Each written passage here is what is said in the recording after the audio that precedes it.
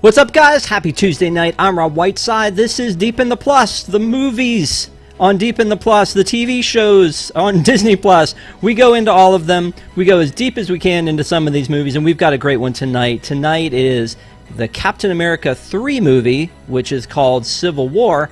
I feel like it's really more of like, I don't know, Avengers 3. So we'll call it that tonight. To bring on my guest, we have to use, of course, the key phrases: longing, rusted, tin roof. Patrick Hackett, how are you? No, you move. No, that's not. We're not doing on your left. It's fine. So, Patrick, you know what? You brought this one up for us because you said it was going to be great to do right after July 4th. It's Cap. It's Civil War. It's this epic adventure. Is this the best Marvel movie? I have to rewatch a lot, but in watching this, man, this felt like the best. It certainly has the best action scene that I can think of. It felt like it was a lot of practical effects, and if you go to the behind the scenes of that car chase scene, it is a lot of practical effects. It hits you on the emotional level. It's like a 1-2 punch of emotions at all times. It's really a great story, in addition to being a superhero story. That's what we're seeing with Disney Plus, and what we're seeing with these shows is you're telling a good story, and it happens to be a comic book story. Yep. So I agree with you. My wife, not so much agreeing. So when we started watching these movies, Batman versus Superman came out, and she's like, I don't like it when heroes fight. And then here comes Civil War, and she's like, I don't like it when heroes fight. And I'm trying to go, you know what? At least there's a justification here. In Batman versus Superman, it's just, and I like things. I want to like things. Everybody hated on that movie. I started watching that movie and I was like, the whole Martha thing where it's like, hey, I hate so you. Bad. Your mom's name is Martha. My mom's name is Martha. Why'd you Let's say be that best name? friends. Yeah, exactly. It's hard. It's really hard to love those movies. So in this one, I see such justification for it, and a lot of it all started in the comic books. This is based on Civil War from Marvel Comics. And did you read that at all? Are you familiar with that storyline? Oh, yeah. I'm really familiar with that storyline. It is one of the best storylines out there. Obviously, you cannot possibly do what they did to get to Civil War, but the Registration Act is very similar. This iconic scene right there. Oh, man. Yeah, the Iron Spider. The Iron Spider's in this one. Spidey unmasks in this one. I mean, there's so much that goes on in this. So a lot of people talk about that swerve they did a while back where Red Skeleton is the old actor. The Red Skull had the Cosmic Cube, and basically Captain America has been working for Hydra, but it was all the Cosmic Cube. And people thought that was like the biggest betrayal of a Cap character. But Spider-Man taking off his mask after all the stuff we've gone through, that it's always about hurting the people around him, it hit me as like, this is monumentous because this is completely against his character. Everything must have shifted for him. And it's a really emotional moment. That's a great panel. Yeah. So I want to talk about a little bit more about the comic. I want to talk about the movie, obviously, the MCU, and then, of course, Avengers Campus, where it all comes to life. I'm very excited to talk about that with you as well. So, back at the comic, the main I guess, like storyline here is the Registration Act. So very similar to the movie, there is a huge explosion in the beginning. 600 people die, and they're like, this has got to stop. The body count is too high for us to count anymore. We need to do something, and they put this Registration Act in place. It feels a lot like X-Men, because the X-Men movies had that whole, like, we don't want to register. We've seen this bit before with the Nazis and registering, and, so it does definitely have these overtones that if Captain America saw this happening, he would want to fight for freedom. That's his job, right? And so Tony Stark feels guilt for all of the death and destruction that happens because he feels like he started the Avengers. He wants to make sure that he's playing by the rules, which is very unlike Tony Stark to be very doing that. much. And again, we're talking about the comic book, but it's the same thing in the movie. So So it's tough to see because you see the thought process in Tony Stark's head throughout the movie. It's very similar in the comic, like you're saying, but this is him placing the blame on himself. It's more of his kind of egomaniacal side. Oh, because of my genius, because of everything I do, this is clearly all my fault. And taking it on and internalizing. You have that great scene in the bowels of that auditorium at MIT with the person's mom, and then Tony shows the picture to the Avengers. But it feels wrong and misplaced because Tony is not responsible for everything. Everybody's responsible for their own actions. And yeah, Ultron's a lot of your fault, but he can't bear all that weight. And I think part of it is because one of the big character flaws of Tony Stark is that kind of egomania. And, Alfre Woodard plays the Miriam character in this one. Yes. And Miriam is, again, from the comic, but plays a bigger part in that. But the storyline's the same, that she lost her son in that, and that kind of sparks this whole thing. So, it is good to see that they do reference that comic series, because it was just such an epic crossover to have. To me, the two biggest in comic books, and the comic book nerd that I am, the first one was Crisis. The original DC Crisis on Infinite Earths was just an amazing crossover. And while there are a ton of crossovers throughout DC and Marvel, Civil War to me is, again, just, it's so well executed as it goes through the different books, the main storyline, and it's really one of those things that's very real world. Like, Marvel is very real world, and you and I talked about that when we talked about Wolverine. So in that one, we were talking about they go to real places. This is very real world. It's not Metropolis. It's not Gotham. It's not. No. I mean, it's very grounded, right? It's grounded in reality, and I mean, so is obviously that Civil War. I think when you talk about Marvel crossover series, I think it's Civil War, and I think it's the first Secret Invasion. I think those are the big ones, and I think we're headed towards Secret Invasion in the MCU. I mean, it's been teased at, it's been hinted at. I think it could be done. That's a good one to bring the first family in. But yeah, this is such a huge storyline. I think it was important that they covered it. And I think those who we can talk to, like with our deep comic book nerdiness, is the different worlds, the 616 and all that. It's important that it doesn't happen exactly the same in each place. So it's good that it's different here in the MCU.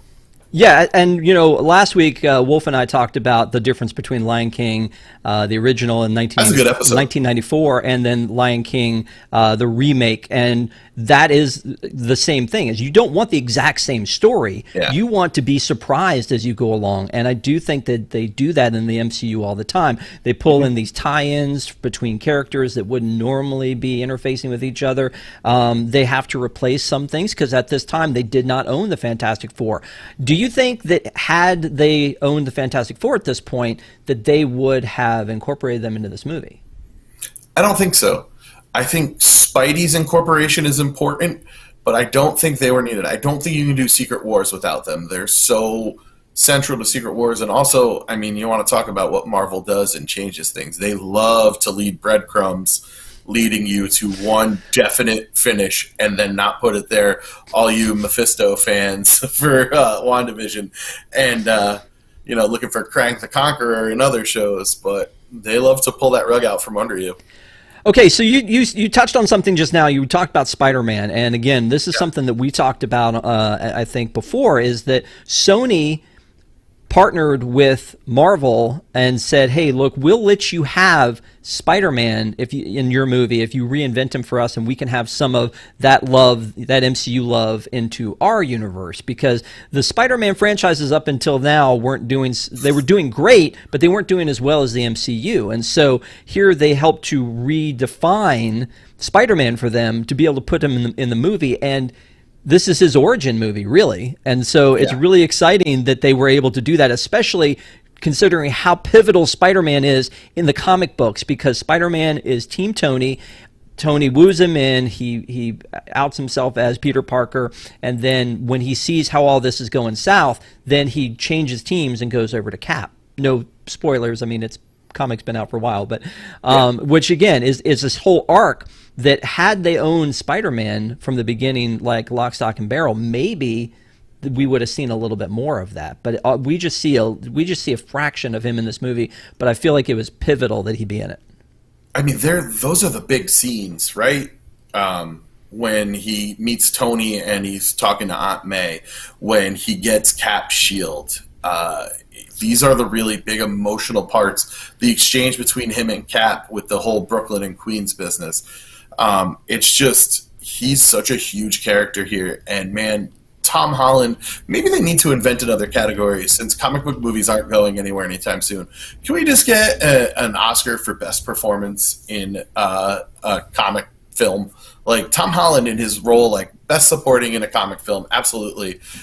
Chadwick Boseman is great, but I think this is really, if you can see my pop behind me, my newest edition. This is really Spider-Man's movie, and they kind of hand wave away the, oh God, it's such a good shot.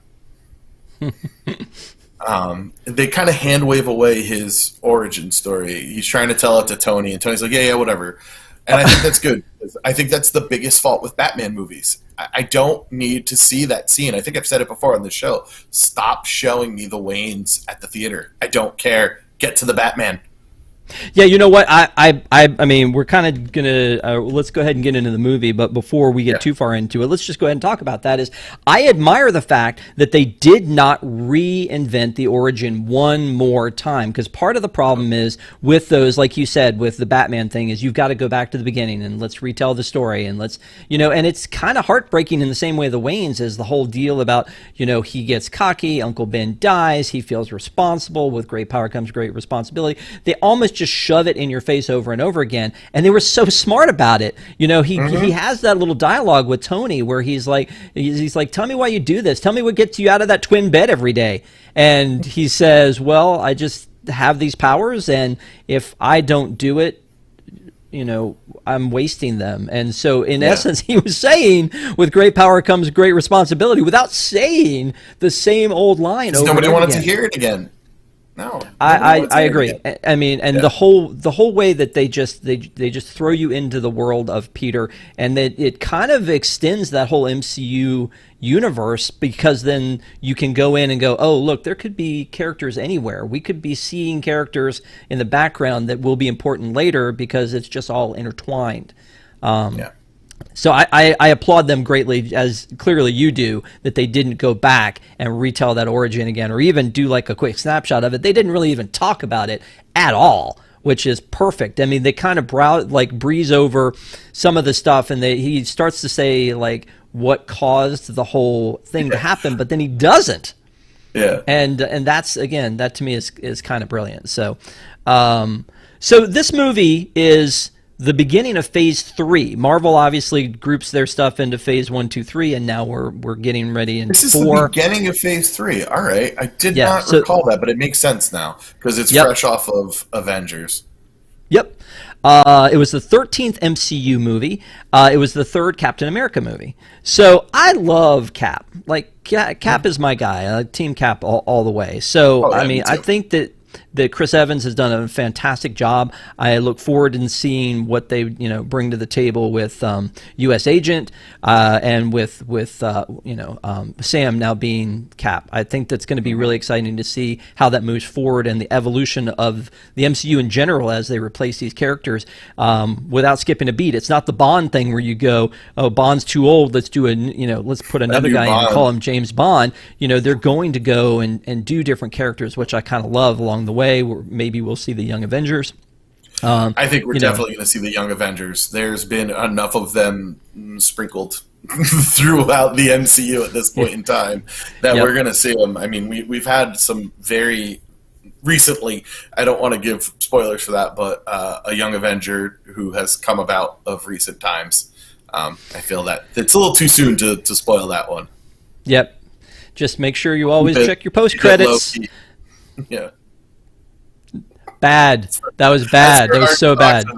Yeah, so the comic book sets the stage. The movie is amazing. It cost $250 million to make. It was $1.1 billion at the box office. No small feat. I'm sure that's like a year of pay for you. So, but when it comes to this, This movie I feel like was so pivotal for a movie that is labeled as Captain America movie. It introduces new characters. We're introduced to Spider-Man for the first time. We're introduced, as you mentioned earlier, to Black Panther for the first time. This is a big deal. This is like Scott Lang's first kind of foray into the team. Oh, so I mean, God, Paul Rudd is unreal in this movie. Yep. And it works. I love the part at the end where he's like, yeah, Hank Pym always said you can never trust a Stark, and Tony looks at him and goes, who are you? Like, you're so insignificant. I have no idea who you are.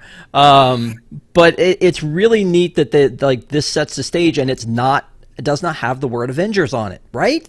I mean, is this what it should be though? Because this is not a Captain America movie. I mean, he's at the center of it, but it's not his movie. This is the Avengers movie. It's about Spider-Man. It's about T'Challa. It's about Bucky, and it's about the relationship between Bucky and Cap. Honestly, if anything, it's a little bit like a old buddy cop comedy where, Bucky's just a few days away from retirement, and Cap and him are out on their last mission. It encapsulates so many genres, but I don't feel like it's a Captain America movie. I didn't look, but like the breakdown of dialogue, I don't know if he even has the most dialogue. I would assume Tony does, just at the speed which Robert Downey Jr. speaks. But I'm not sure. Does it feel like a Cap movie to you? It feels like Avengers, you were saying, like 2.5. Yeah, no, it definitely does, and it does feel like it's pretty heavy on Iron Man going through it. I think that what makes it a Cap movie is the fact of how intertwined Bucky is, and that at this point, Bucky and the Winter Soldier is still part of Cap's story. So I think really it's more of a Winter Soldier and Cap is along for the ride kind of a thing if you had to label it as that. So, you've got Cap is the leader of, when this movie first opens up. Cap is the leader of actually when the movie first opens up, it opens up in Siberia. It's the Winter Soldier being awoken for the first time in 1991 or the most recent time in 1991. They throw out all those key phrases. He wakes up, he goes and he kills a couple people, comes back with some blood, and then we go into modern day or present day and Lagos, and here's we're seeing the team in play for the first time since the last Avengers movie. So and Cap's leading that mission. So in that way, again, this is the first time we're seeing Cap. He's leading this mission. We don't really know when they start what it is. What makes this successful and what makes Winter Soldier also successful is, like I keep saying, it's great being a comic book movie. It's even better being a comic book movie and more. So Winter Soldier is a great spy drama, and this starts off as like a great spy movie. It's very Mission Impossible-esque when it starts, and it just kind of ramps up the action until that scene with the Scarlet Witch. Although she was not at the time, she was just Wanda Maximoff. But, I mean, the build to that is so great. And when you're first watching it, even though I knew it was coming, I still reacted to it. I was like, oh. It says a visceral reaction. Neko says that would argue that it's more about Cap and his change from soldier to warrior. I mean, it definitely is an arc for Cap because he is now thrown down the shield. I mean, again, looking back at the comics and when he throws down the shield there. So, yeah, exactly. So that's really kind of what it is without saying, like, it's like Ronin without saying Ronin. It's like, Nomad without saying Nomad. So I really look at this as yes, I do think it's a Cap movie, but the fact that it's so, without this movie, I mean, and if you think about it, it sits right in the middle of all of the movies. Without this movie, we don't know like these teams and what they're going to do next. So it really is pivotal, I think. So interesting fact, because I've had somebody ask me recently, how do I watch these movies? And my first question is, why have you never watched these movies? Are you an idiot? No, I'm just kidding. We have a league who wear, I don't remember if it was Chief Leaf or it was somebody else who wear like their entry point into the MCU. Really? So, that's awesome. Yeah. Yeah, that's really I know. Great. I know that people don't love the same things I do, but I feel like Star Wars and now MCU are like they're required reading for it's movies. Ubiquitous. This it's time, everywhere. So. It's like chicken nuggets at a Walt Disney World counter service restaurant. Sure. Or having like a Mickey shaped pretzel. You got to do that, right? So Yeah, absolutely. when we go into these movies, somebody was asking me, how do I watch them? Like, and it is a good question. Same thing as Star Wars. Do you watch them 4, 5, 6? And I know people on here have an opinion because we talked about it when we reviewed Yeah. New Hope. But do you watch 4, 5, 6 and then 1, 2, 3 the way they came out, like in order of release, or do you watch it in chronological and start with 1, 2, 3, 4, 5, 6? In this case, a lot of people look at it the same way: is do you watch them in order of release, and they make sense in order of release, right? Because Yes. they have Yeah. to. Or do you watch them in chronological order, which changes things around and puts Cap, the first Avenger, at the First, very beginning of this? But if because you're watching it, it would go Cap, then Captain Marvel, and then I guess yeah, the Incredible Hulk, which is somehow MCU canon, which is a terrible idea and was a bad movie. But Abomination is coming back, so right, whatever. yeah, Who in knows? Shang-Chi. So, Multiverse. but the neat part about this is that Black Widow, which opens up in 3 days, is actually Oh yeah. after this movie. So if you're Right. watching them in chronological order, that will be the next movie you watch. So if you sat down and watched Civil War, just so you could share this with us, we appreciate it. We're very excited about that. But the next movie you need to watch in chronological order would be Black Widow. Really? Because it feels like it's her backstory, which would be like pre even Iron Man, but it's set now. Yeah.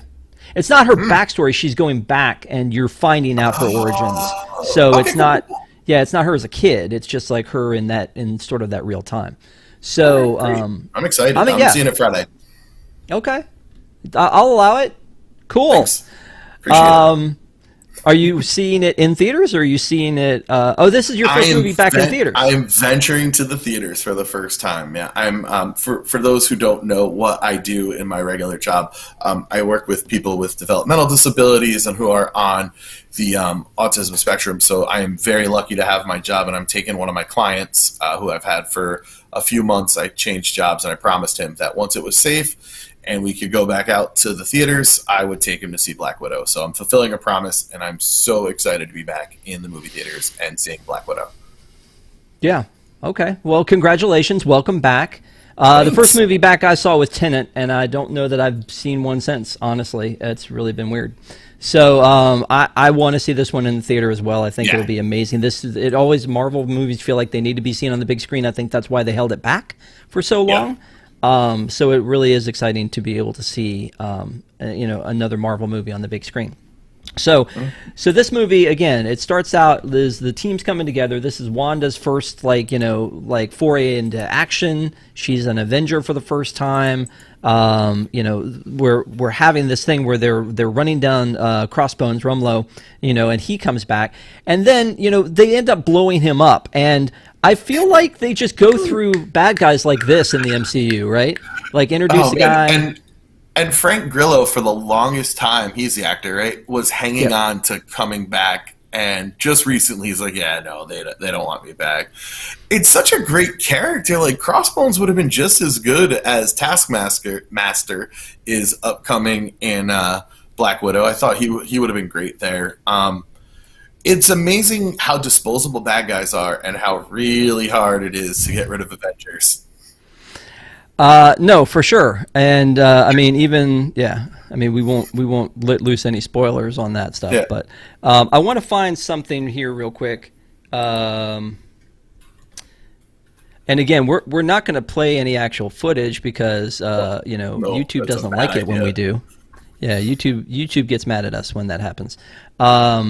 But this scene right here, the CGI to make Robert Downey Jr. this young, I think, is so well done. Better than Princess Yeah. Leia in Rogue One. Yep. Better than Hank Pym in Ant-Man. I think this is the best CGI make somebody look younger that I've seen.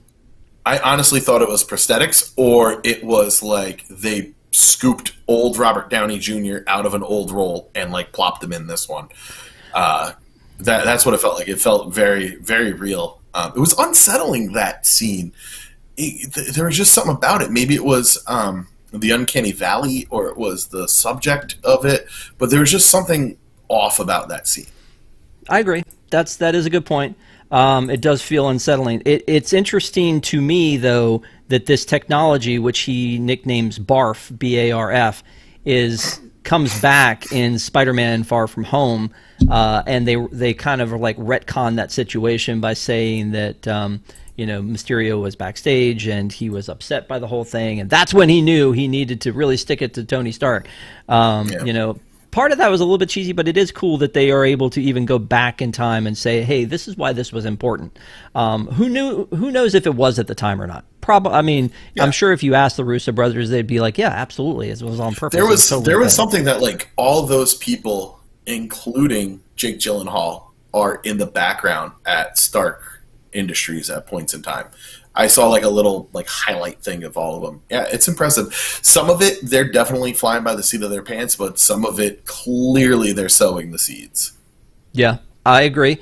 So speaking of which, you talked about Hulk not being canon, but here comes William Hurt as General Ross. Right? Yeah. So he's back for the first time. This is kind of exciting that, we're seeing a reason for the Hulk movie to exist in this world, is that, bringing back General Ross. There's some fan theories about General Ross and where he'll go down the road there. They're not wrong. I think those are the right fan theories. Okay. And so, but then he talks about, and he makes a point about saying, do you know where Thor and Hulk are, or where Thor and Banner are? If I lost 2 nukes, I would have to answer for it. And of course, they are experiencing Ragnarok, right? That's like where they are at this time. But but nobody really knows that. So they just know that they're not around. There was actually a little goofy, I'm sure you saw it, almost like a short about Thor and staying at this dude's house or his flat. Yes. And, that's really where he was, and he and Banner are sitting there having lunch, and Tony calls Banner, but he doesn't want to talk to Thor. And it's really kind of it's kind of like cringy, because you don't want to think of the God of Thunder that way. You want to think of him as the cool dude. Same thing about Fat Thor. It's just you want to think of him as like, See, I think that's actually a really great character change for Thor. And honestly, I've read some reviews about the way Iron Man handles the character change, and it's very respectful of kind of what Thor was going through. So I think it was a good character change because it deals with a god having depression, which, I'm glad you highlighted that line by Ross, because that hit me real hard, because this is exactly what he thinks of the Avengers. They are a weapon to be deployed. They're not heroes. They're not saviors. They are weapons. And so, that's how he's intending to use them. Right, and because of that, the UN has come up with these Sokovia Accords, which is the Registration Act, but in Marvel Cinematic Universe form, is basically this book of guidelines that says, hey, you guys need to have some oversight because all of these people are getting killed. They show all of the scenes of things where things have happened, and it's, again, like an Avengers movie. It's recapping all these other movies that were happening, and there's a little body count on the side of the screen as you're going through there, and it all adds up to like 300 people, which again in the comic book it was 600 that died in that community, and here you have they've saved like millions of lives, they've saved the world, but what they're saying now is, and something that kind of happens in DC Comics too, they say, would the Joker exist if it weren't for Batman? Do these bad dudes rise to the occasion because the heroes rise? Does it escalate because of that? And that's one school of thought here is, they've saved the world, but would they have needed to save it because, and Vision gives this whole speech about it, that would they have needed to save it had they not existed? And it's good that they touch on that, which again grounds it in real world, because it doesn't make sense that you'd have all of these heroes just come from nowhere and then all of a sudden now the world needs saving. Well, it's kind of like Chronicle, where you see what happens if some douchey teens can I say that? I did. Get superpowers. I can't stop you at this point. And they kind of go off that, and it's the dichotomy of man, or is man morally good, morally evil? Is it nature? Is it nurture? What is it? What could it be that kind of makes this all that way? And would villains like that exist without the supers? I think they would. I think they would just have different names. They might be CEO of Amazon or CEO of Tesla or something like that. Just to throw out a couple things that might, No, now you've crossed the line, my friend. You've gone too far. Oh boy. Yeah. All right. Boss's office. Yeah, and Arlo just brought up Jim Rash was in this movie, so he was, the professor. I mean, the dean in Community. He is on the sidelines of the, when Tony's given his speech. Yeah. And I guess the Russo brothers like to cooks itself from the inside. What? That's his pitch to Tony. It's a hot dog that cooks itself from the inside. Yeah, I don't know why Tony wasn't down with that. That seems like a great idea. So the Russo brothers directed this movie, and they had some, success with Community, and this is going to be an awful picture. But they also did Arrested Development, and in one of the fight scenes, the stair car famously is in the background from Arrested Development here at the airport, which is, I love seeing Easter egg stuff like that, and I think that was one of the things that people are all talking about. Another Easter egg scene, which I've actually lost at this point, so I'll talk about it when we get to it. Let's go back to the so there's a scene, like, they keep putting the city names, where things are. This is this is Lagos. A little distracting. This is Sokovia. This is Cleveland. So Cleveland is one that pops up. This old Hydra general is in Cleveland. And here comes Zemo, where we meet him, and he is now going to torture this guy so that he can get his magic book and go and put the Winter Soldier into action. Zemo is brilliant in this. Like, if you look at all of the little things he does along the way, no one thing would happen without the other, right? So every little chain that he set in motion had to happen perfectly, and it seems like he came out of nowhere to do this, but he says it took him a year to put this together. I feel like it should have taken him longer. I mean, it is kind of epic, this little scenario he puts together. No, it's amazing. And the actor who portrays Zemo is tremendous, and he's great in Falcon and the Winter Soldier. He's really great in that.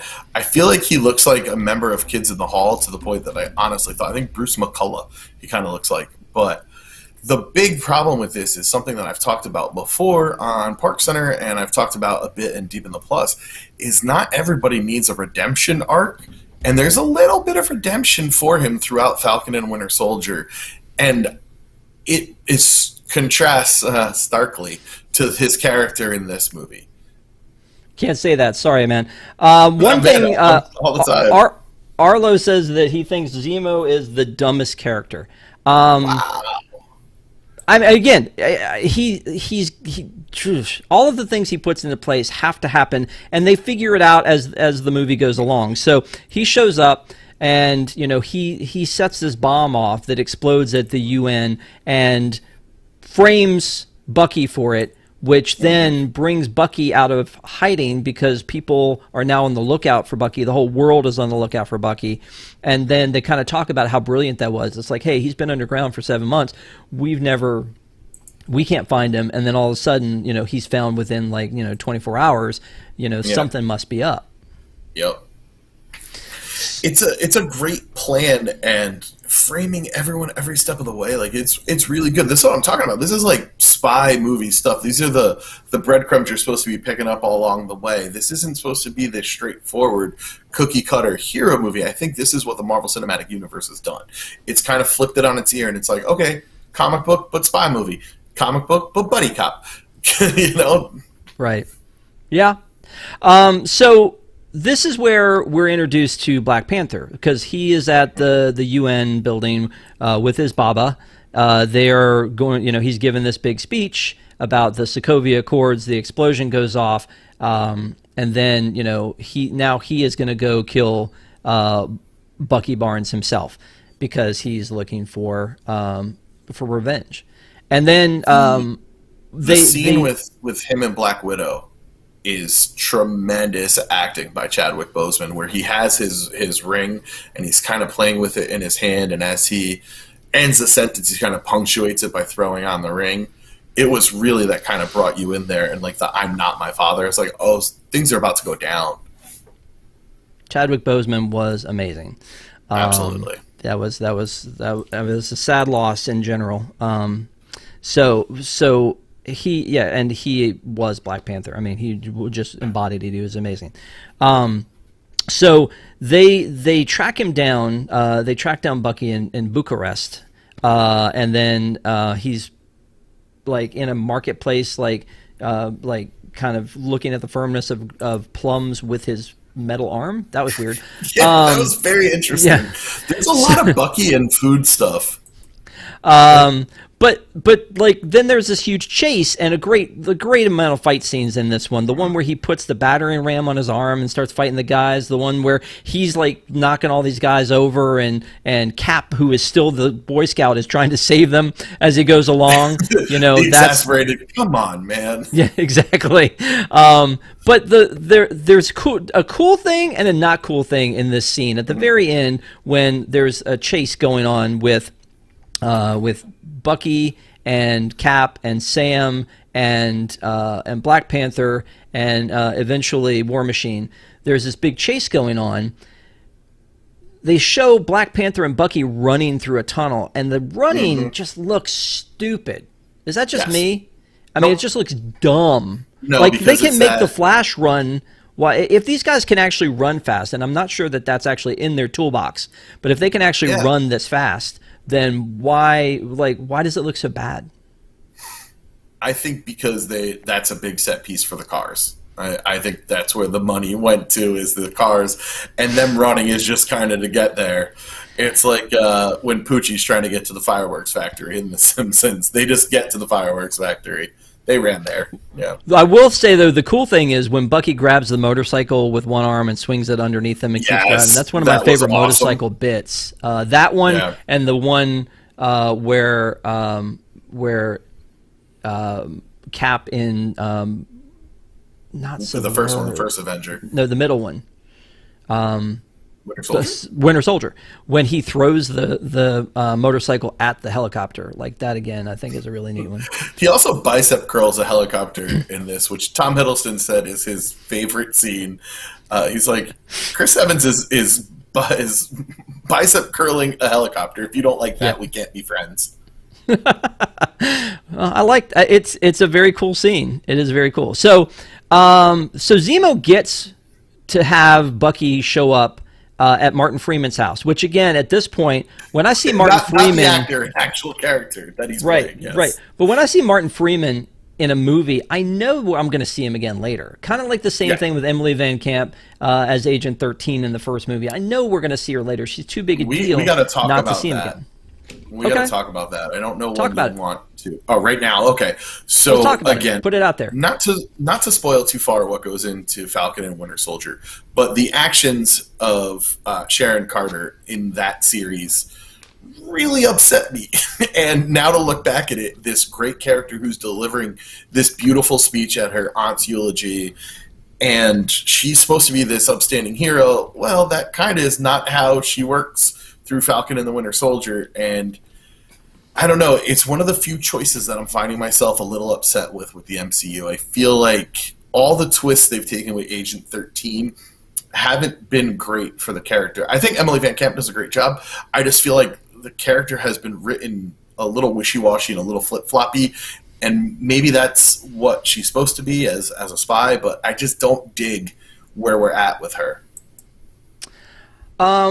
I was too distracted by this thing that you keep doing where you keep saying aunt. You're going out of your way to say aunt, and I say aunt. And so it's one of these things where I'm just like, Aunt May hit Ant-Man and Aunt May. They're together. I don't know what to tell you. I don't know. I don't know. I was thinking about asking the chat which is correct, but I know everybody. It's regional. It's regional. It's regional. So yeah, absolutely. Martin Freeman's playing Everett K. Ross, and this is actually something I don't know, but is he related to Thunderbolt Ross? I wondered. I don't know. Yeah. I honestly don't know. I mean, It would make sense because, same world, bureaucrat, like government guy. It would make sense that they were together. But again, when I see him, I immediately think we're going to see him again because we didn't see him a lot. And of course, we see him in Black Panther. He becomes a huge part of that movie, which again, like I talked about earlier, the mixing of characters, you really never know where one character is going to show up. Like Lady Sif in Loki, like her showing that up was awesome. in that I popped for her. was Pop is like a great joyous exclamation. It's so man, I'm getting into all my different worlds here. My other job is a former professional wrestler and a ring announcer, and pop is what you get when you come out of the curtain and the crowd goes wild. That's as opposed to soda and pop, which is a completely other regional issue altogether. Or a Coke. Which Coke? A Sprite Coke? Oh, so this country's weird, dude. Yeah. By the way, if you haven't already, please give us a like. We're up to 39. If we can get to 50, because you guys are Parks people, we like to unbox things. Last week, Kyle was the winner. Kyle Frisch was the winner of the Wishable that we gave away. This week we're going to do, because we're doing Marvel, this is the closest I can come, is to do a Guardians of the Galaxy mission breakout. I cannot wait to guess this one completely if we can wrong. I know you have a great track record of being 100% incorrect on all guesses. So if we can break 50 tonight, we will do that. Also, please make sure to subscribe to this channel. We have been refaced as unplanned downtime, so definitely give us like and subscribe. WDW News Tonight will be on this channel, so please make sure to like and subscribe. Appreciate it. So back to this movie.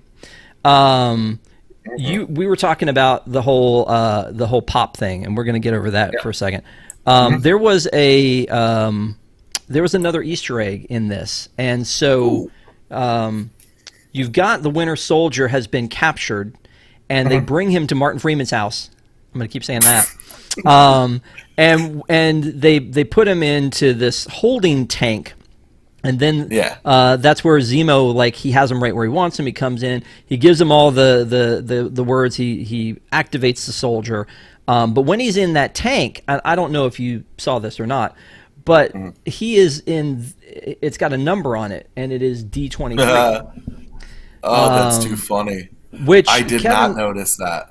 Well, and Kevin Feige showed footage of this before it released at D23 and said, and hey, D23 members, or D23, we put in something special just for you.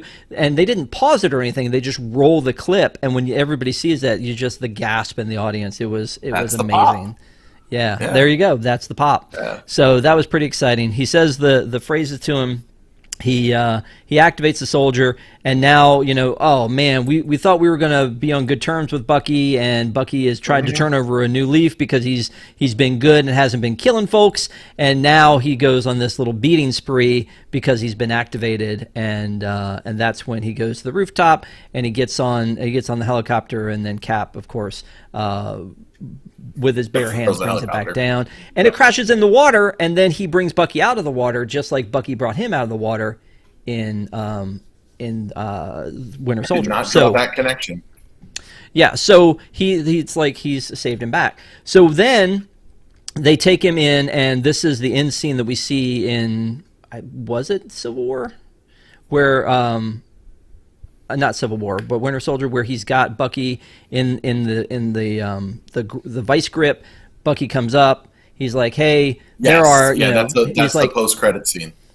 So he's like, "Hey, I know." He's like, "Why did this guy want you?" And he said, "Well, I'm not the only Winter Soldier," and that's where the post-credit scene ended. But so that's like, now we've been thrown this these breadcrumbs that say, oh, well, this must be where the movie's going. And quite honestly, I bought into it. Me too. The first time I saw it, I bought into it, hook, line, and sinker. I was like, oh, no, there's going to be, like, more of them. It's going to be like the evil Avengers.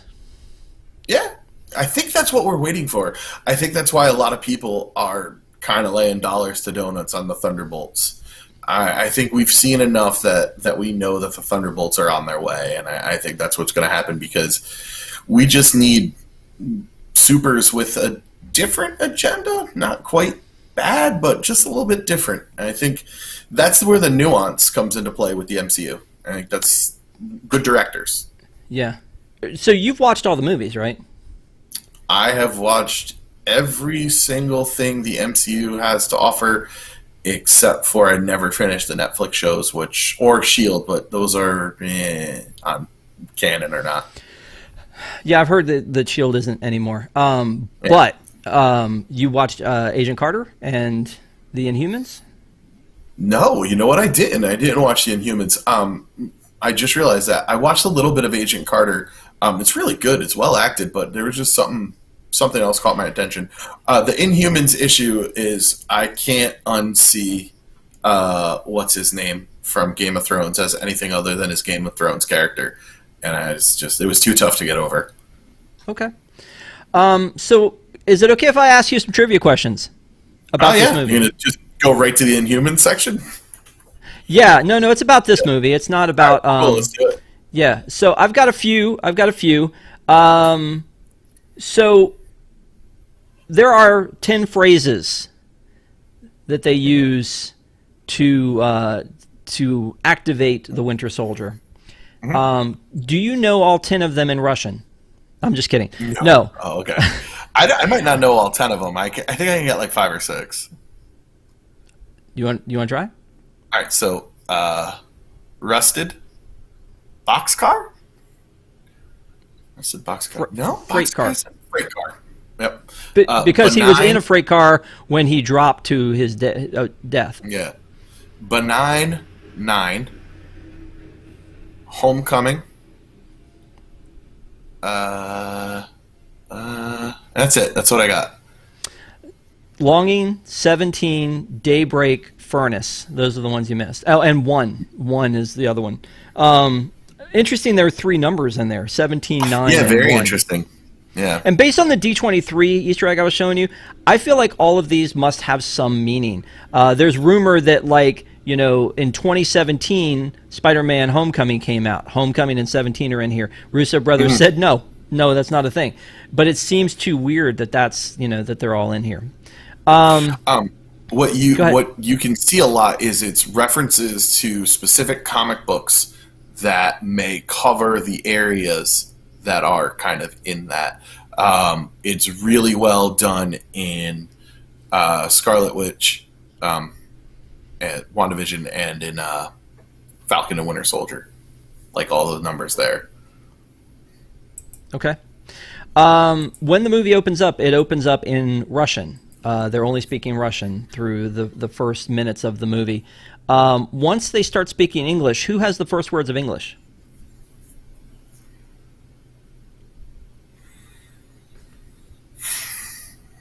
Bucky.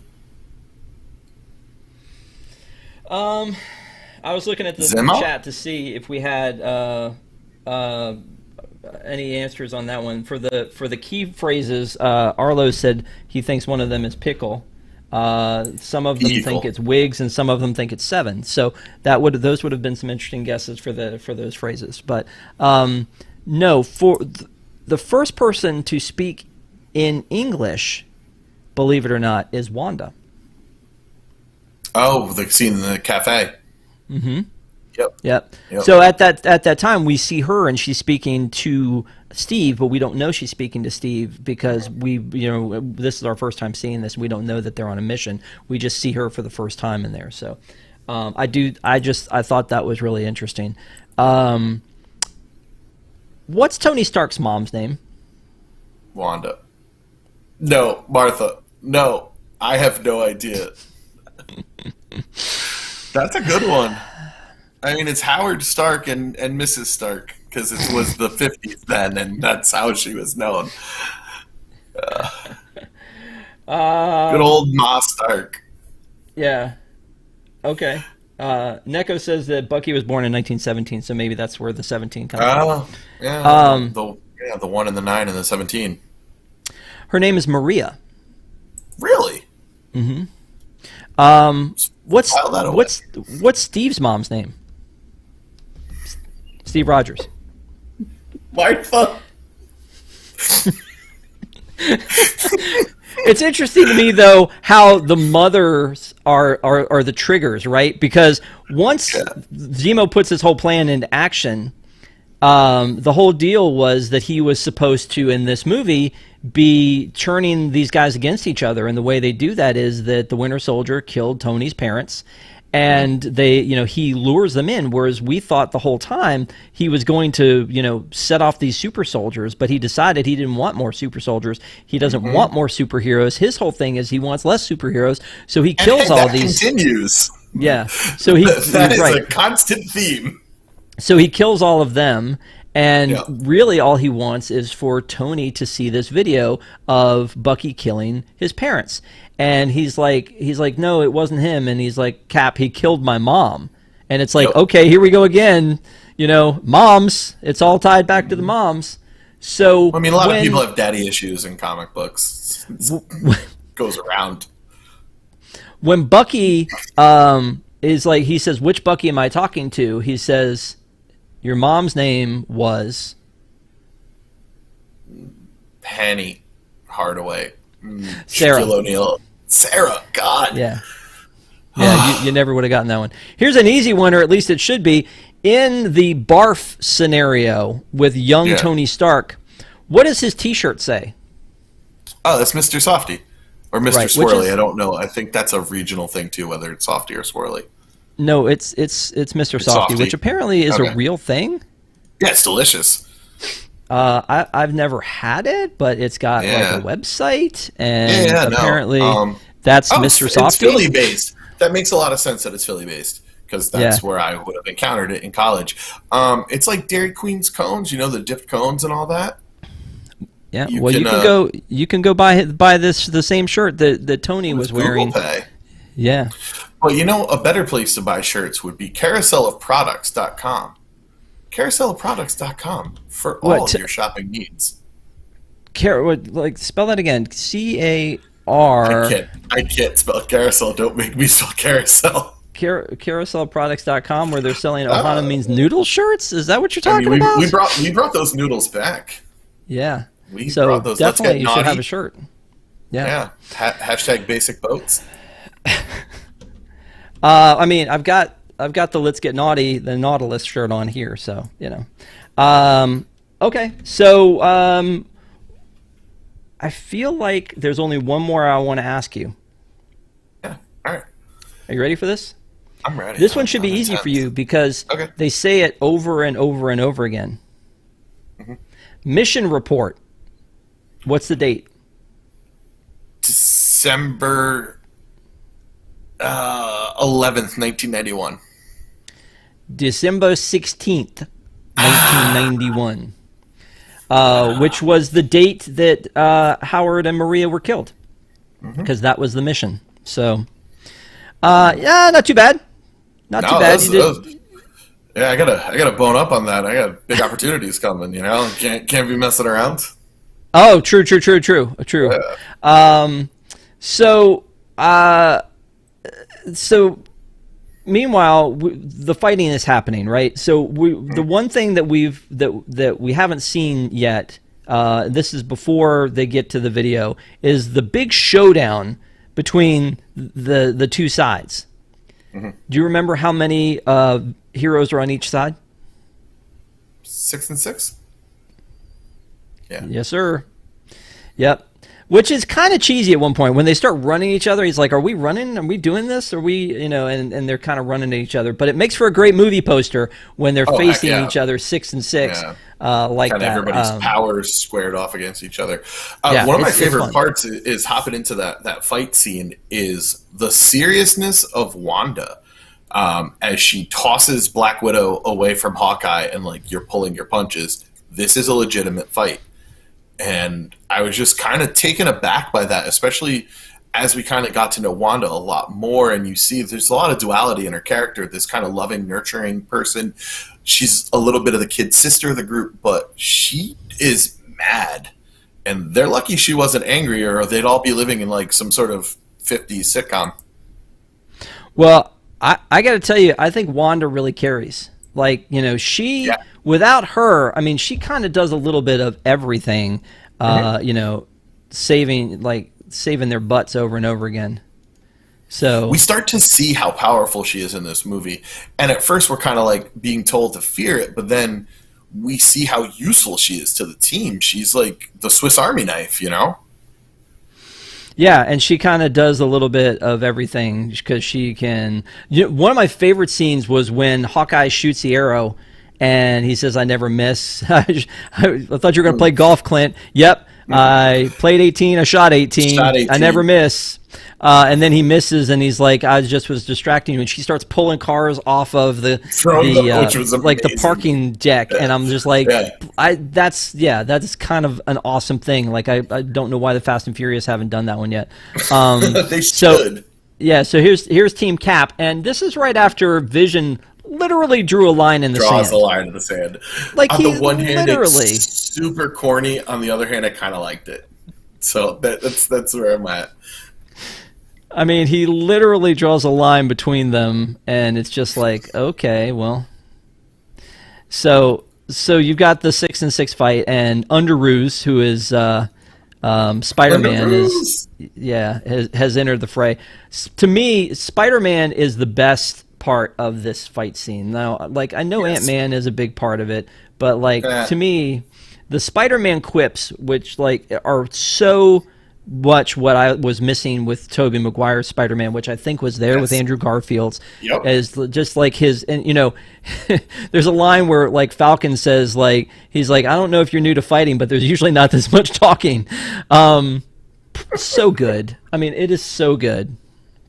I want that scene to go on forever because he's all into it. He's like, oh my gosh, is that arm made of this? And are those wings carbon fiber? And like, just Do you all know, this it, like, it reminded me of Coulson, like the kind of fanning out, and we got a little bit of that from Ant Man as well when he meets Cap. I think it's it's kind of like, fun because it's not real in a real world. So if you met these people, that would be a very similar reaction. yeah, yeah. No, I agree. It would be that scene though with him getting out of the van. Is kind of great because he's like, oh, oh wow, yeah, and then he looks around, he sees one who's like, hey, I know you too. Um, Yeah, and the scene where he's inside of Iron Man's armor, and he's Yeah, pulling stuff around. He's like, "Who is that?" He's like, "It's your conscience. We haven't talked in a while." yeah. So good. Like the layer that, like, who thought that Paul Rudd would add this much to the MCU? I mean, you just never know. You just Is never know. are there awards for casting? You know, I think like somebody deserves an award for putting together the MCU because they got everybody spot on. There's not a single character that I'd be like, you know what, so and so could play it better. No, everybody here is doing the best they can and are perfect for their roles. Yep, I agree. So they have this big fight. Rhodey gets hurt in this. Yeah, He blames. I feel like he blames Sam for this because Sam yeah. did the whole duck out of the way of Vision's like blast, and then it Hmm. hits Rhodey, and Rhodey hits the ground, and so he gets down to the ground, and he's like, "Oh my gosh, I'm so," and then Tony pops him with a blast, and it's just like, Tony, this was not his fault. This was like Yeah. Vision. This is your fault. This is his fight. Same thing earlier when he's yelling about the kid, Miriam's son, who died. Hmm. He's like, this is on us. This is our fault. We did this. And he's being really snarky about it. But the reason that kid died was because of Ultron, which was his fault. And he kind of Yeah. fesses up to that later. But he's coming at them about it. And so, like, that Well, I to mean, it's me, it's misplaced anger with him with a lot of stuff. I mean, it's a complex character. We talked a little bit about the egomania, the alcoholism that kind of goes hand in hand. You see in this the deterioration of his relationship with Pepper. It's a lot. It's a very dynamic and very difficult character to kind of come to grips with, and his decisions aren't always great. And it's really hysterical what he does to Sam in that situation. But like, I mean, I don't want to see Sam hurt. I don't want to see Rhodey hurt. I thought that maybe Rhodey should have died. I thought about that, and then I was like, you can't really come back from that, can you? There needs to be stakes. And there's never any stakes. I You need real. monster. No, I need stakes. I need things to have meaning. It shouldn't be like a sitcom where everything's wrapped up with a bow in a half hour. It should be that there's been meaningful change, and there has been at the end of this. But I was going back and forth, like, should Rhodey have shuffled off the mortal coil there? Or is kind of what they did the right choice? This is a 2.5-hour movie, and there's so much that happens. They introduce all these characters. They're setting the stage for this friction between them. It's like Nico said, Neko said, it's Cap's arc, like in him changing who he is. There's so much that goes on in this movie. I don't know how you would have been able to stop and had a funeral for Rhodey in the middle of this, much less. That's a really good call. The movie would have had to come to a That's horrible. screeching halt there. I don't want him to die. I love Don Cheadle. He's amazing. He's a great actor. But I was just like, I wanted something more to happen. But then I thought they can't come back, and eventually, obviously, they come back from this. So I think that it was the right decision, scriptwriters, directors, and all that. And that's why they get paid, and that's why I'm here with you. I'm not pitching my $1 million blockbuster anymore. It got shut down a bunch of times. Well, the only other thing about that fight scene I wanted to mention was the thing with Tom Holland and Spider-Man and saying, remember that old movie, Empire Strikes Back, but like there's no reason he has to say really old movie, but he does, it's so and good, then he references it again in Infinity War. You ever see that old movie Aliens? So I mean, all of which owned by Walt Disney Company, the ultimate corporate synergy there. Yeah, so I think that's an important line because it shows how far off the reservation Tony is. It shows how far he's willing to go. He just endangered a child's life basically to try and get an upper hand in this, and I don't think that line hits with the gravity that it should because it's really funny and it's a quip from Spider-Man. But Tony just brought a child into a war intentionally. Yeah. And that shows, kind of off his rocker there. And he revisits that in Infinity War when Spidey gets snapped. I mean, he revisits that moment of like what has he done? Not that Spidey. I mean, it was 50-50. Not that he wouldn't have been snapped anyway. So that fight is done. Cap and Bucky go to Moscow in the Quinjet. They're going to stop Zemo, who they think is going to do these, unlock these super soldiers, and then he doesn't. Meanwhile, we have our heroes locked up. We have Wanda and Hawkeye and Sam and Scott are all locked up at the raft. Raft. Right. So the raft, this is a different version of the raft because in the comic books, they took these guys to another dimension. But here they just put them under the ocean, and it's pretty smart the way that they're under the ocean. There's no place they can go, and the raft comes up for Tony's helicopter. But Tony goes to see them, and I want to ask you, why does he take a helicopter when he's Iron Man? I think because he's been swearing off the suit a little bit, and I think okay, but. I mean, wouldn't helicopter be faster? Although when he needed to get to Russia quickly, he Iron Manned. So I don't know. No, that's a good question. Yeah. So he goes there and he talks to all of them, and that's when Scott says something about never trust a Stark. But after this, Scott goes on to house arrest. The other three don't. Why is that? Hawkeye goes AWOL, so nobody knows where he is, right? And where does Wanda go? Off the deep end. No, but that takes a few more movies to get there. I mean, yeah, Wanda and Vision are overseas, and they're hiding out when they come looking for the Infinity Stone. Yeah. So but it just seems weird that Scott would be like, you know what? Wasn't it because it was a violation of his probation? Maybe that is it, but it's just it seems a little unfair when there are four of them. If Sam didn't, Sam didn't get anything. Anyway, so when you were doing trivia, I thought you were going to ask what the connection to Hawkeye calling Tony the Futurist is, and that Robert Downey Jr. release an album called The Futurist. Yeah, I had that one locked and ready, but yeah.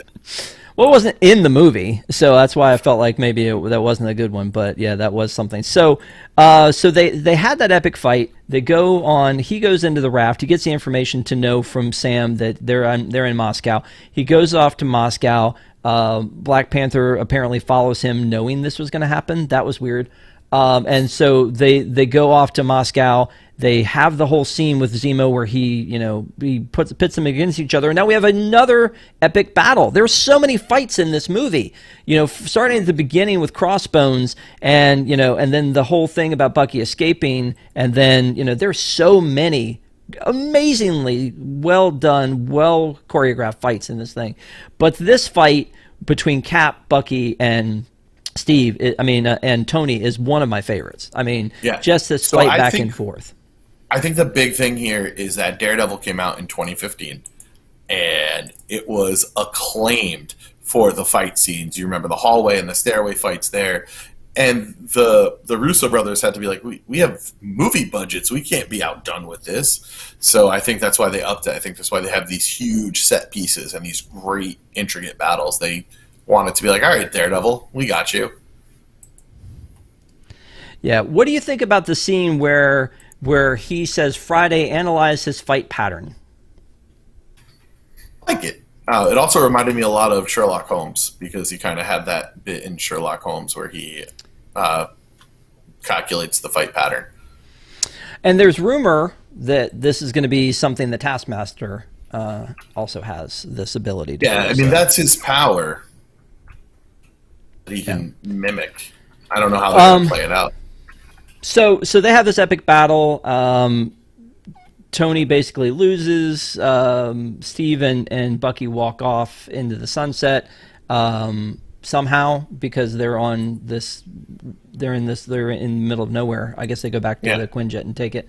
And then Tony goes back to help Rhodey with his rehab. Stan Lee shows up for a package with Tony Stank. And that's pretty much the movie at that point. So it's 2.5 hours again, and it's an amazing movie. This is by far my favorite movie because it introduces Spider-Man, who is one of my favorites.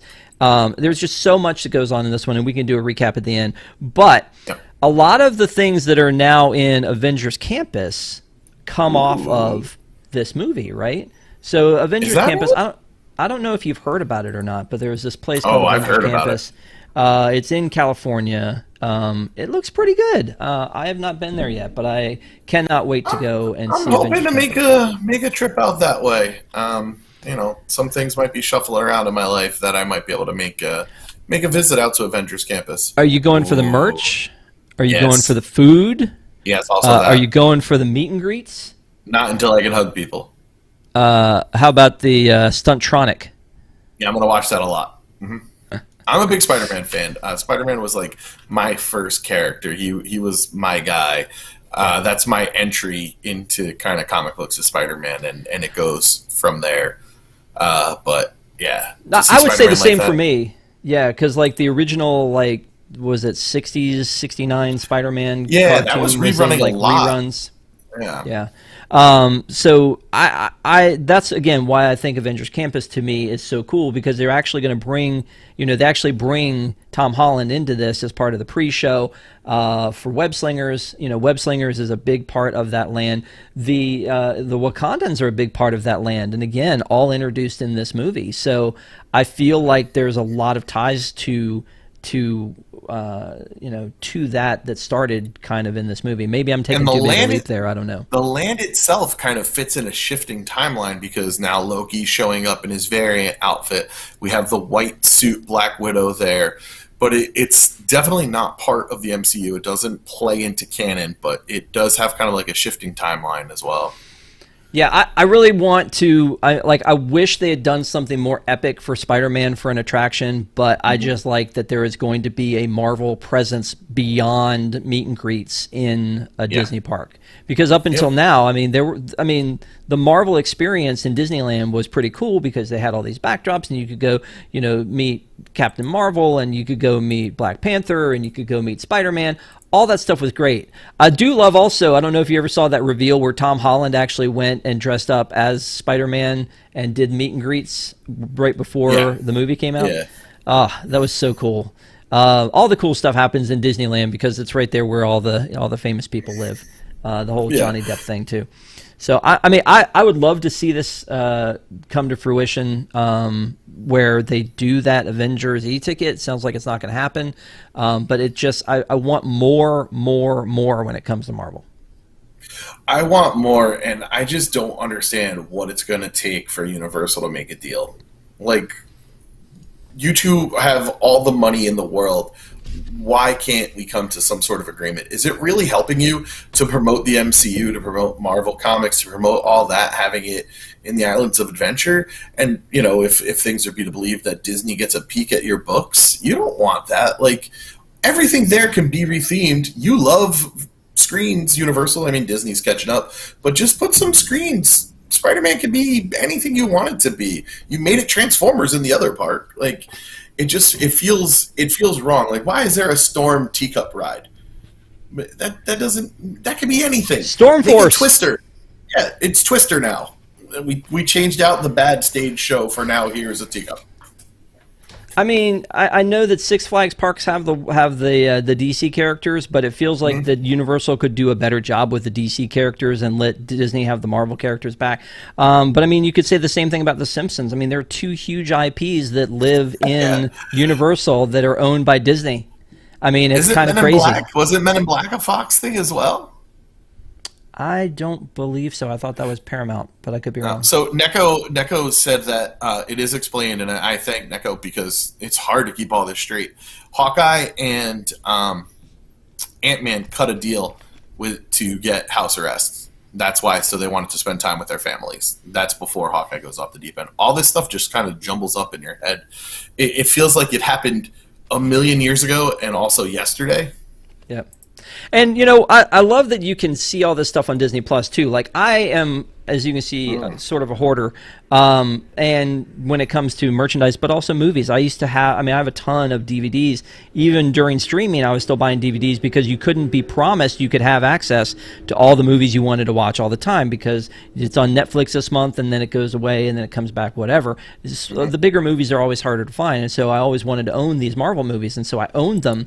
And then people would say, oh, I'm going to watch them all. They're all on Disney Plus, right? Well, they're not. I mean, now Spider-Man is coming, which is great because now we'll be able to have the Spider-Man movies on there too. So at that point, you'll have everything except for Hulk. And as you mentioned before, Hulk is not pivotal, although maybe it's going to start to be because General Ross was in this, Abomination and the Shang-Chi and the Ten Rings. I mean, there are tie-ins to all of it, and you know, the end of Hulk was where, you know, Tony Stark walks in and says, "Hey, you know, I'm putting together a team." So I just now that I have that Hulk movie, I feel like I loan it out all the time because I feel like everybody wants to see that one because it is another piece of this MCU puzzle. Yeah, it's definitely a piece. I think that's one of Ed Norton's like mail-in movies. He had a bunch of pictures on a contract, that the Italian Job, and there was something else. The Score, is that it? With him and De Niro, he's just like mailing it in. I mean, this is a world-class actor just showing up and speaking his lines to get out of a contract. So like, Ruffalo does a much better Banner and a much better Hulk. I mean, he's a much cooler Banner, but I still feel like you know, the original Hulk TV show is the original Banner. Obviously, and Ferrigno thinks that as well because he makes sure he tweets that he didn't need any CGI, just anabolic steroids. Ooh, too soon. One last thing I wanted to say about watching this on Disney Plus, though, is that the interesting thing happened is after the credits. I don't know if you watched the post-credit scenes when you rewatched it, but after the credits, you see the after-credit scene, the first one, and then a skip credits button pops up for you to skip all the credits and go to the Spider-Man breadcrumb at the end. I was like, thank you, Disney Plus. That's perfect. I mean, Seriously, you know, thank you. I know that the people who work on these movies work very hard on it, but you know, sometimes like I want to appreciate the people who you know who put their heart and souls into these movies and made them available to us. And we know that it takes so many, but also there's a lot of copyright stuff in there. I just want to get to the end credit scenes, and how many times have we sat there and you get nothing in a movie because we've been trained, as you mentioned before. We've been. Do you remember your first end credit scene? Ferris Bueller. That's wow! I didn't even think of that. I mean, you're a little older than me. I remember Good night, Pirates everybody. of the Caribbean. I remember Pirates of the Caribbean, and my buddy, as I walked in, was like, "Don't leave until the credits are over." I'm like, "What kind of nonsense are you talking? What sort of jibber jabber is this?" And now, if there's not an end credit scene, I am stumped and befuddled. Yeah, I mean that's for sure. I love the one. It was at the end of Spider-Man: Homecoming with the cap, where he's basically comes out and it's like, just why are you even here? But the Ferris Bueller one was like where Ferris peeks out and goes, why are you still here? Go home. What are you doing? Yeah. So he's like, leave. That was funny, but I mean. Yeah, there. A lot of times you watch post credit in a comedy, they're going to show you outtakes on the left hand side so that you stay there for the other. And by the way, on this, which I give Disney Plus sometimes credit, sometimes grief about this, there are extras on here, and they're weird extras. Ooh, one of them is a gag reel. I did not notice that. Okay. Yeah, so there are extras if you click on the extra tab. Usually you click on the extra tab, like when you and I reviewed Darby O'Gill and the Little People, the extra was like a clip. It wasn't even a trailer. It was a clip from the movie, and that was it. This one has, and I know that the DVDs that were out have tons and tons of things that already exist. These like little things that they could have just put on for extras. But the extras on this one, some of them are like trying to explain what the tie-ins are from other characters, like the journey for Tony Stark to get to here. But there's a deleted scene from where one of the Russo brothers was Dr. Broussard, who was the one who was supposed to be interrogating Bucky. That hit the cutting room floor, and he's just a corpse in this one. But there are little scenes like that were deleted, but there's also a gag reel, which is why I bring that up. And always fun. Yeah, exactly. So give that a watch if you want to, but there are some good extras in there, which is kind of neat. So with all that said, I think we are at 49 likes? No, we're at 50 on my count. I'm on 50. All right. So we will open this Wishable, and we will gift it to somebody who leaves a comment below. Tell us what you think about this movie. We definitely want to get your take on it. So leave a comment below, and we will have Patrick later in the week pull one lucky winner, and we will send you whatever this Wishable is. But before we unbox the Wishable, I'm ready. Patrick Hackett. Yes. We've gone through all of this movie. We've torn it apart. We've praised it. But would you recommend this movie? Absolutely, 100%. This is one of my favorite movies, never mind MCU movie. I could rewatch this all the time.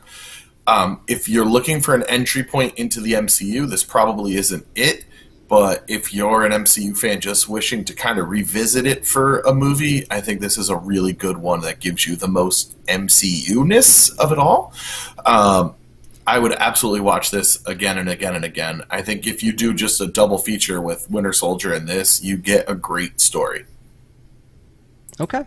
I said it from the beginning, and I will say it again. This is my favorite MCU movie, bar none. If I had to rank them, and we've talked about like ranking Pixar movies and other movies like that, this would be number one with a bullet because of all the things it brings to the table. But I agree with you 100%. You don't walk into watching this movie. But this is one that I think some people have seen in the past and maybe need to probably go back and see because it's a really, really good movie. And then also, I think there are people who don't like it. Like I mentioned before, my wife talking about how she just feels like that, heroes shouldn't fight, or it's too fighty or whatever. I think this is a very pivotal movie. I think it's great that how it introduces, some amazing characters, pun intended with amazing. Mm. And I'm just really into this movie, and like you, I could watch this over and over and over again. Obviously, it has ties into the parks, so if you're a parks Yep. fan, I don't understand how, like, what would turn people off of these movies. And I do, again, talk to a friend recently who I had to coach her through watching them, and afterwards she went, eh. And I'm just thinking, what isn't here for you? Like, I feel like there's a little bit of everything from drama to romance to sci-fi to, like, down to earth, like comedy, intrigue, mystery, the whole, I mean, there's everything to me in these movies that you would want. So Yeah, and that's why it's for me. It's hard when somebody writes off the whole quote unquote genre of superhero movies. I think that there's a lot to be said for superhero movies. I think that there's different strokes for different folks, and there's something that you can find. I mean, maybe this isn't for you. Maybe you find like Kick-Ass or something like that. Comic books are a great medium, and honestly, if you like reading but don't want too many words and like pictures better, pick up some trade paperbacks. I picked up Jason Aaron's run on Thor. It is some of my favorite reading material. It's really, really good. So well, I pulled up. Go ahead. as you and I talked about in Wolverine, though, I think that the X-Men movies kind of redefine the genre. So if people are basing it, Yeah. say, like on the old Christopher Reeve Superman, or on, some of like the campy, Michael Keaton Batman type of thing, or if they're looking at, I don't know, Ben Affleck's Daredevil, I think there are a lot of these movies, the Ang Lee's Hulk, that Man, I think I that have a soft spot for Ang Lee's Hulk. Crouching Tiger, Hidden Hulk. I mean, it's. I don't know. Again, I like to like things, and I've Yeah. defended that one. I went back and watched it and went, maybe people are right. Sorry. So I did find my rankings because we did do this when we were doing WWNT every day at the kind of lockdown times. And Captain America: Civil War was my number one MCU film.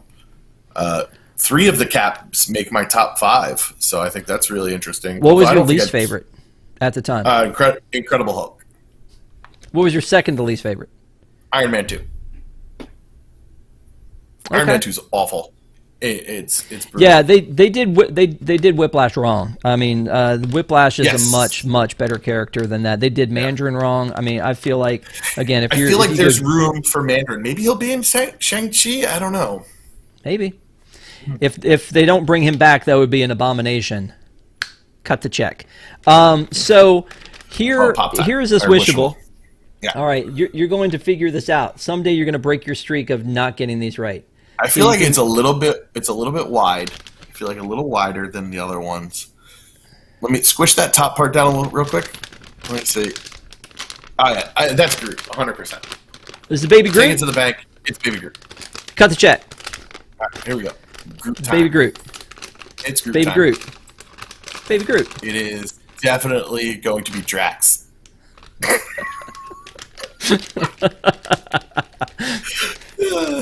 All right. So anyway, thank you guys so much for watching. Please, again, subscribe to this channel. We have a lot more entertainment coming your way all the time.